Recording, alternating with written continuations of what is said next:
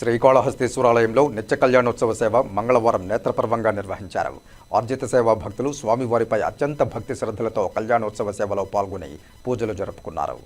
శ్రీకాళహస్తీశ్వరాలయంలో మంగళవారం నిత్య కళ్యాణ సేవలో భక్తులు అధిక సంఖ్యలో పాల్గొన్నారు. గిరిజాశంకరుల కళ్యాణోత్సవం చేస్తే తమ దాంపత్య జీవితాలు మంగళకరంగా సాగుతాయని, ముత్తైదుల సౌభాగ్యం కలకాలం ఉంటుందని ఆశిస్తూ కళ్యాణోత్సవ సేవ నిర్వహిస్తారు. ఈ మేరకు శ్రీకాళహస్తీశ్వరాలయంలో మంగళవారం నిర్వహించిన నిత్య కళ్యాణోత్సవం శాస్త్రోక్తంగా నిర్వహించారు. స్వామి అమ్మవార్ల ఉత్సవమూర్తులను కొలువుదీర్చి కలశస్థాపన పూజలు జరిపి సంప్రదాయ పద్ధతిలో కళ్యాణోత్సవ పూజలు జరిపారు. అనంతరం స్వామి అమ్మవార్ల కళ్యాణోత్సవాన్ని నేత్రపర్వంగా నిర్వహించారు. భక్తులు ఉమాశంకరుల కళ్యాణాన్ని తిలకించి ఆధ్యాత్మిక ఆనందంతో పరవశిస్తూ భక్తి ప్రపత్తులతో ప్రణమిల్లారు.